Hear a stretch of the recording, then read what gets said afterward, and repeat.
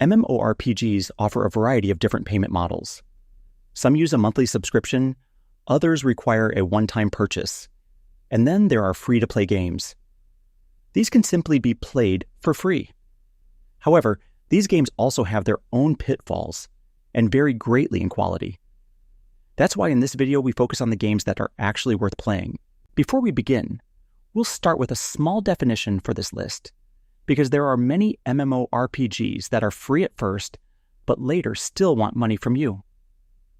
This hybrid model is often referred to as premium. However, these games can be somewhat misleading because they only give the impression that you can experience everything completely without spending real money. In the first section, we will therefore deal with 5 MMORPGs that can truly be played completely free. In the second part, we will then come back to the 5 best premium games. The 5th place among free-to-play MMORPGs is Tower of Fantasy.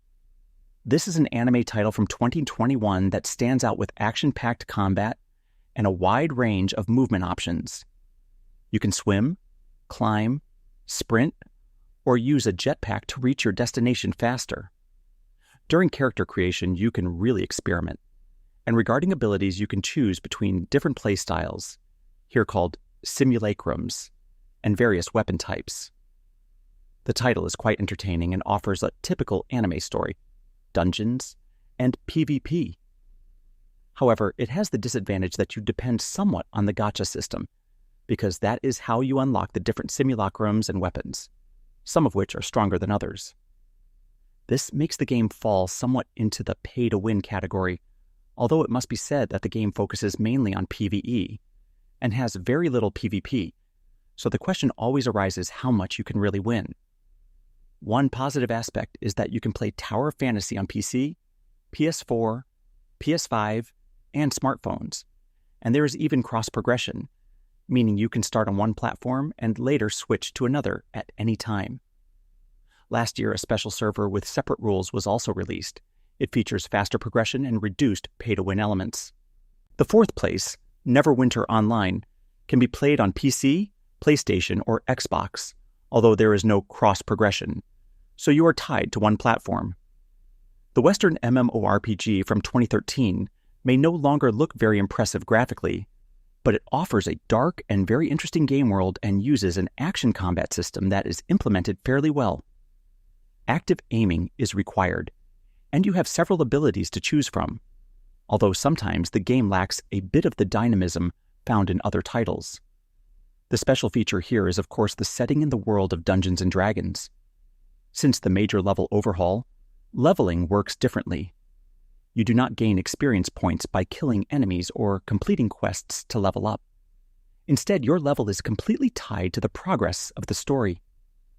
For many players, Neverwinter has been and still is a strong PvE game thanks to its story in varied instances. However, monetization also focuses heavily on the shop. There is an optional subscription that offers several advantages, and you can buy story skips, boosts, loot boxes, and faster gear progression with real money. Compared to the rest of the list, however, it is not really more pay-to-win than other titles, since this is something quite common in free-to-play games. A positive aspect of Neverwinter is definitely its player base. The servers are still well populated, you can easily run dungeons or PvP activities, and the game receives regular updates. Every year a new expansion is released, even if it is not as extensive as it used to be. 3rd place goes to Lost Ark, the MMORPG from Smilegate and Amazon. You can play it exclusively on PC, and here again action-packed combat is the main focus. However, the game is not played from a third-person perspective. Instead, you view your character from above. Lost Ark impresses with a large selection of classes, currently 29, a complex story, and extremely challenging raids in the endgame. This puts it in the same league as World of Warcraft and the ultimate raids of Final Fantasy XIV. However, its typical Korean setting and the heavy grind, which rewards players who run multiple characters at the same time, have discouraged some players. If that does not bother you, you can experience a very good and dark game that also offers many side activities, such as friendship quests with NPCs. PvP, however, is not one of its strengths. As is typical for Korean games, the monetization in Lost Ark is also viewed critically. There is an optional subscription. You can buy crafting materials directly with real money. There is a currency exchange that allows you to purchase in-game currency, and the shop offers many useful bonuses. Nevertheless, it remains one of the best Korean MMORPGs that have made it to the West, and it still receives a new patch with fresh content every month, something many Western games cannot claim. Another positive example from this category is Throne and Liberty, which is why it takes second place.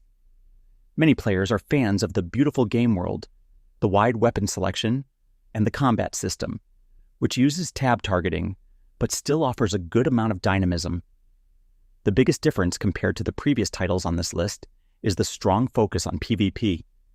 PvP can take place in the open world during certain events, or boss fights, at night inside open dungeons, or in battlegrounds.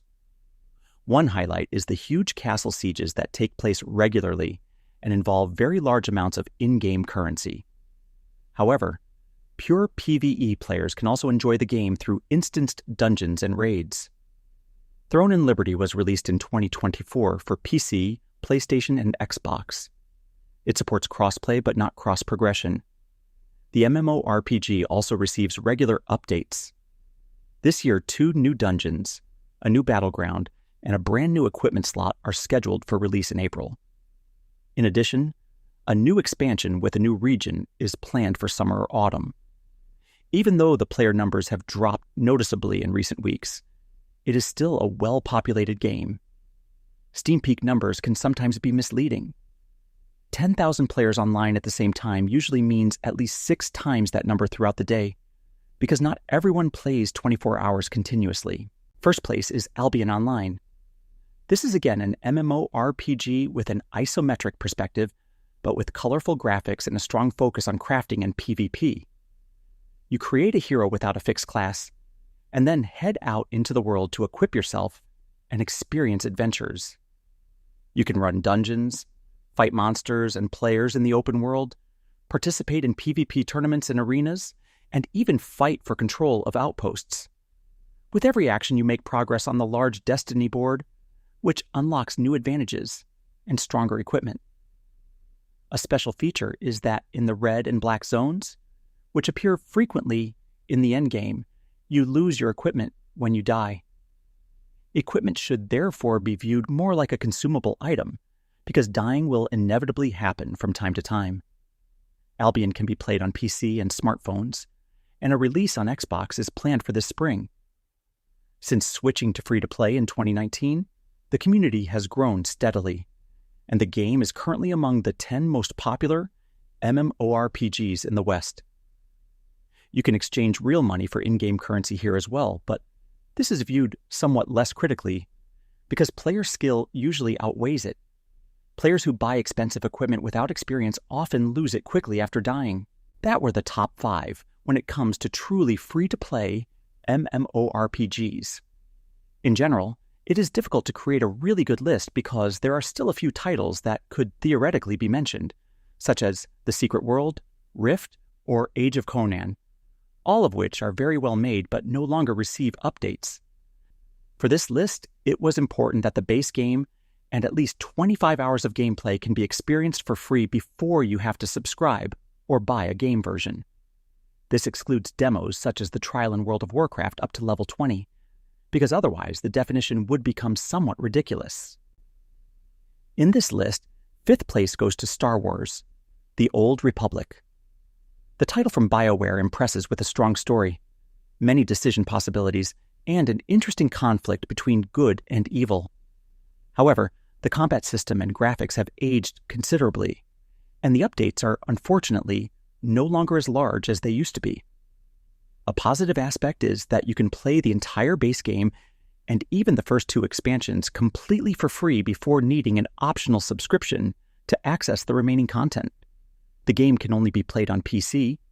This year, the release of Update 7.9 with new story content and the large anniversary update 8.0 for the 15th anniversary in December is planned. Fourth place goes to The Lord of the Rings Online, which is very similar in description to Star Wars, The Old Republic. Here as well, the story is the main driving force, while the combat system and graphics feel somewhat outdated. The base game can be played for free up to level 95 before you must either purchase expansions or subscribe. This game is also only available on PC. Final Fantasy XIV takes third place in the premium category. Content up to level 80 can be played completely free, which means you can experience the entire base game as well as the expansions Heavensward and Stormblood. That alone is enough to keep you busy for at least 50 hours and offers an enormous amount of story content. Overall, the MMORPG is considered one of the best the genre has to offer, especially if you enjoy Japanese role-playing games and their style of world building. The game offers side quests, dungeons, raids, PvP, housing, and mini-games, so there is something for every fan. In the end, however, you will need at least the newest expansion and a monthly subscription to experience everything. A positive aspect is that Final Fantasy XIV can be played on PC, PS4, PS5, and Xbox Series X and S. Second place goes to Old School RuneScape, a revival of the MMORPG released in 2013. It impresses with humor, charm, and a lot of grinding, although the hunt for new skill levels is much more enjoyable and far less frustrating than the hunt for equipment in many Korean titles. The sailing skill was recently released, adding even more depth to the game. Fans rewarded this with record player numbers in 2025, the highest in the history of the RuneScape franchise. You can spend around 80 hours in the game for free, after which you need a subscription to unlock certain areas and additional skills. Sailing, for example, is only available with a subscription. Old School RuneScape can be played on PC and smartphones and supports cross-progression. The first place goes to Guild Wars 2. The title from ArenaNet offers action-oriented tab-target combat, 9 different classes, 5 playable races, and an enormous amount of content.